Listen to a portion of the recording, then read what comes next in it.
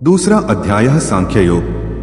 पहले अध्याय में गीता में कहे हुए उपदेश की प्रस्तावना रूप दोनों सेनाओं के महारथियों की तथा शंखध्वनि पूर्वक अर्जुन का रथ दोनों सेनाओं के बीच खड़ा रखने की बात कही गई। बाद में दोनों सेनाओं में खड़े अपने कुटुंबी और स्वजनों को देखकर शोक और मोह के कारण अर्जुन युद्ध करने से रुक गया और अस्त्र शस्त्र छोड़कर विषाद करने बैठ गया। यह बात कहकर उस अध्याय की समाप्ति की। बाद में भगवान श्री कृष्ण ने उन्हें किस प्रकार फिर से युद्ध के लिए तैयार किया, यह सब बताना आवश्यक होने से संजय अर्जुन की स्थिति का वर्णन करते हुए दूसरा अध्याय प्रारंभ करता है। संजय बोले, यह उस प्रकार करुणा से व्याप्त और आंसुओं से पूर्ण तथा व्याकुल नेत्रों वाले शोकयुक्त उस अर्जुन के प्रति भगवान मधुसूदन ने ये वचन कहा। श्री भगवान बोले, हे अर्जुन, तुझे इस असमय में यह मोह किस हेतु से प्राप्त हुआ?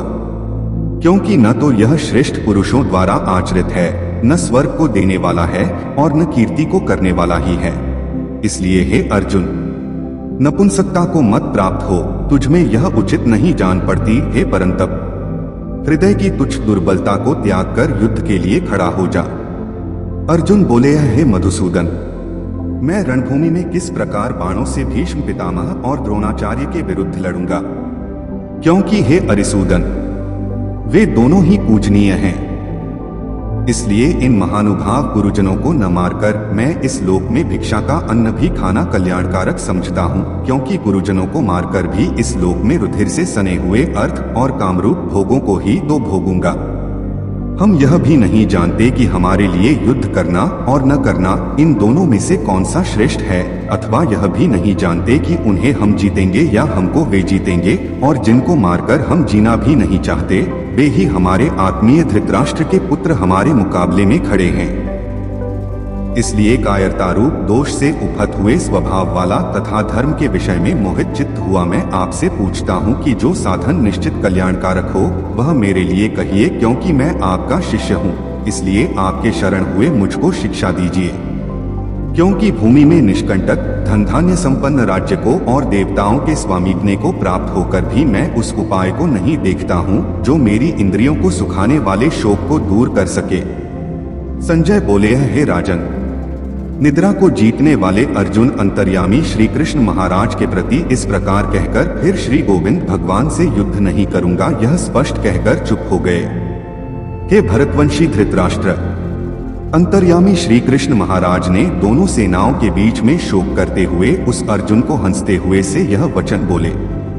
श्री भगवान बोले, हे अर्जुन, तू न शोक करने योग्य मनुष्यों के लिए शोक करता है और पंडितों के जैसे वचनों को कहता है, परंतु जिनके प्राण चले गए हैं उनके लिए और जिनके प्राण नहीं गए हैं उनके लिए भी पंडित जन शोक नहीं करते।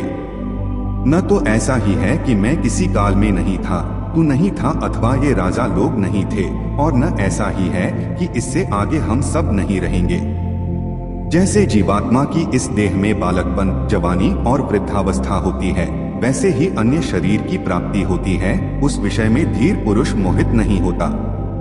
हे कुंती पुत्र, सर्दी गर्मी और सुख दुख देने वाले इंद्रिय और विषयों के संयोग तो उत्पत्ति विनाशील और अनित्य हैं। इसलिए हे भारत, उसको तू सहन कर, क्योंकि हे पुरुष श्रेष्ठ, दुख सुख को समान समझने वाले जिस धीर पुरुष को ये इंद्रिय और विषयों के संयोग व्याकुल नहीं करते, वह मोक्ष के योग्य होता है। असत वस्तु की सत्ता नहीं है और सत का अभाव नहीं है। इस प्रकार तत्वज्ञानी पुरुषों द्वारा इन दोनों का ही तत्व देखा गया है। नाशरहित तो तू उसको जान जिससे यह संपूर्ण जगत दृश्यवर्ग व्याप्त है। इस अविनाशी का विनाश करने में भी कोई समर्थ नहीं है। इस नाशरहित अप्रमेय नित्य स्वरूप जीवात्मा के ये सब शरीर नाशवान कहे गए हैं। इसलिए हे भरतवंशी अर्जुन, तू युद्ध कर। जो उस आत्मा को मारने वाला समझता है तथा जो इसको मरा मानता है, वे दोनों ही नहीं जानते, क्योंकि यह आत्मा वास्तव में न तो किसी को मारता है और न किसी के द्वारा मारा जाता है। यह आत्मा किसी काल में भी न तो जन्मता है और न मरता ही है, तथा न यह उत्पन्न होकर फिर होने वाला ही है, क्योंकि यह अजन्मा, नित्य, सनातन और पुरातन है। शरीर के मारे जाने पर भी यह नहीं मारा जाता है। हे पृथापुत्र अर्जुन, जो पुरुष इस आत्मा को नाशरहित, नित्य, अजन्मा और अव्यय जानता है, वह पुरुष कैसे किसको मरवाता है और कैसे किसको मारता है। जैसे मनुष्य पुराने वस्त्रों को त्याग कर दूसरे नए वस्त्रों को ग्रहण करता है, वैसे ही जीवात्मा पुराने शरीरों को त्याग कर दूसरे नए शरीरों को प्राप्त होता है। इस आत्मा को शस्त्र काट नहीं सकते, इसको आग जला नहीं सकती, इसको जल गला नहीं सकता और वायु सुखा नहीं सकती, क्योंकि यह आत्मा अच्छेद्य है। यह आत्मा अदाह्य, अक्लेद्य और निःसंदेह अशोष्य है तथा यह आत्मा नित्य, सर्वव्यापी, अचल, स्थिर रहने वाला और सनातन है। यह आत्मा अव्यक्त है, यह आत्मा अचिंत्य है और यह आत्मा विकार रहित कहा जाता है। इससे हे अर्जुन, इस आत्मा को उपर्युक्त प्रकार से जानकर तू शोक करने के योग्य नहीं है, अर्थात तुझे शोक करना उचित नहीं है। किंतु यदि तू इस आत्मा को सदा जन्मने वाला तथा सदा मरने वाला मानता है तो भी हे महाबाहो, तू इस प्रकार शोक करने को योग्य नहीं है, क्योंकि इस मान्यता के अनुसार जन्मे हुए की मृत्यु निश्चित है और मरे हुए का जन्म निश्चित है। इससे भी इस बिना उपाय वाले विषम में तू शोक करने के योग्य नहीं है। हे अर्जुन, संपूर्ण प्राणी जन्म से पहले अप्रकट थे और मरने के बाद भी अप्रकट हो जाने वाले हैं, केवल बीच में ही प्रकट है। फिर ऐसी स्थिति में क्या शोक करना है। कोई एक महापुरुष ही इस आत्मा को आश्चर्य की भांति देखता है और वैसे ही दूसरा कोई महापुरुष ही इसके तत्व का आश्चर्य की भांति वर्णन करता है तथा दूसरा कोई अधिकारी पुरुष ही इसे आश्चर्य की भांति सुनता है और कोई कोई तो सुनकर भी इसको नहीं जानता। हे अर्जुन, यह आत्मा सबके शरीरों में सदा ही अवध्य है। इस कारण संपूर्ण प्राणियों के लिए तू शोक करने के योग्य नहीं है तथा अपने धर्म को देखकर भी तू भय करने योग्य नहीं है, अर्थात तुझे भय नहीं करना चाहिए, क्योंकि क्षत्रिय के लिए धर्मयुक्त युद्ध से बढ़कर दूसरा कोई कल्याणकारी कर्तव्य नहीं है। हे पार्थ, अपने आप प्राप्त हुए और खुले हुए स्वर्ग के द्वार रूप इस प्रकार के युद्ध को भाग्यवान क्षत्रिय लोग ही पाते हैं। किंतु यदि तू इस धर्मयुक्त युद्ध को नहीं करेगा तो स्वधर्म और कीर्ति को खोकर पाप को प्राप्त होगा तथा सब लोग तेरी बहुत काल तक रहने वाली अपकीर्ति भी कथन करेंगे और माननीय पुरुष के लिए अपकीर्ति मरण से भी बढ़कर है। और जिनकी दृष्टि में तू पहले बहुत सम्मानित होकर अब लघुता को प्राप्त होगा, वे महारथी लोग तुझे भय के कारण युद्ध में हटा हुआ मानेंगे। तेरे वैरी लोग तेरे सामर्थ्य की निंदा करते हुए तुझे बहुत से न कहने योग्य वचन भी कहेंगे। उससे अधिक दुख और क्या होगा। या तो तू युद्ध में मारा जाकर स्वर्ग को प्राप्त होगा अथवा संग्राम में जीतकर पृथ्वी का राज्य भोगेगा। इस कारण है अर्जुन, तू युद्ध के लिए निश्चय करके खड़ा हो जा। जय पराजय, लाभ हानि और सुख दुख को समान समझकर उसके बाद युद्ध के लिए तैयार हो जा। इस प्रकार युद्ध करने से तू पाप को नहीं प्राप्त होगा। हे पार्थ, यह बुद्धि तेरे लिए ज्ञान योग के विषय में कही गई और अब तू इसको कर्मयोग के विषय में सुन। जिस बुद्धि से युक्त हुआ तू कर्मों के बंधन को भली भांति त्याग देगा, अर्थात सर्वथा नष्ट कर डालेगा। इस कर्मयोग में आरंभ का अर्थात बीज का नाश नहीं है और उल्टा फल रूप दोष भी नहीं है, बल्कि इस कर्मयोग रूप धर्म का थोड़ा सा भी साधन जन्म मृत्यु रूप महान भय से रक्षा कर लेता है। हे अर्जुन, इस कर्मयोग में निश्चयात्मिका बुद्धि एक ही होती है, किंतु अस्थिर विचार वाले विवेकहीन सकाम मनुष्यों की बुद्धियां निश्चय ही बहुत भेदों वाली और अनंत होती हैं। हे अर्जुन, जो भोगों में तन्मय हो रहे हैं, जो कर्मफल के प्रशंसक वेदवाक्यों में ही प्रीति रखते हैं, जिनकी बुद्धि में स्वर्ग ही परम प्राप्य वस्तु है और जो स्वर्ग से बढ़कर दूसरी कोई वस्तु ही नहीं है, ऐसा कहने वाले हैं, वे अविवेकी जन इस प्रकार की जिस पुष्पित अर्थात दिखाऊ शोभायुक्त वाणी को कहा करते हैं, जो कि जन्मरूप कर्मफल देने वाली और भोग तथा ऐश्वर्य की प्राप्ति के लिए नाना प्रकार की बहुत सी क्रियाओं का वर्णन करने वाली है। उस वाणी द्वारा जिनका चित्त हर लिया गया है, जो भोग और ऐश्वर्य में अत्यंत आसक्त हैं, उन पुरुषों की परमात्मा में निश्चयात्मिका बुद्धि नहीं होती। हे अर्जुन, वेद उपर्युक्त प्रकार से तीनों गुणों के कार्य रूप समस्त भोगों और उनके साधनों का प्रतिपादन करने वाले हैं। इसलिए तू उन भोगों और उनके साधनों में आसक्तिहीन, हर्ष शोकादि द्वंद्वों से रहित, नित्य वस्तु परमात्मा में स्थित, योगक्षेम को न चाहने वाला और स्वाधीन अंतःकरण वाला हो। सब ओर से परिपूर्ण जलाशय के प्राप्त हो जाने पर छोटे जलाशय में मनुष्य का जितना प्रयोजन रहता है, ब्रह्मा को तत्व से जानने वाले ब्राह्मण का समस्त वेदों में उतना ही प्रयोजन रह जाता है। तेरा कर्म करने में ही अधिकार है, उनके फलों में कभी नहीं। इसलिए तू कर्मों के फल का हेतु मत हो तथा तेरी कर्म न करने में भी आसक्ति न हो। हे धनंजय, तू आसक्ति को त्याग कर तथा सिद्धि और असिद्धि में समान बुद्धि वाला होकर योग में स्थित हुआ कर्तव्य कर्मों को कर। समत्व भाव ही योग कहलाता है। इस समत्व बुद्धि योग से सकाम कर्म अत्यंत ही निम्न श्रेणी का है। इसलिए हे धनंजय, तू समबुद्धि में ही रक्षा का उपाय ढूंढ, अर्थात बुद्धि योग का ही आश्रय ग्रहण कर, क्योंकि फल के हेतु बनने वाले अत्यंत दीन हैं। समबुद्धियुक्त पुरुष पुण्य और पाप दोनों को इसी लोक में त्याग देता है, अर्थात उनसे मुक्त हो जाता है। इससे तू समत्वरूप योग में लग जा। यह समत्वरूप योग ही कर्मों में कुशलता है, अर्थात कर्मबंधन से छूटने का उपाय है।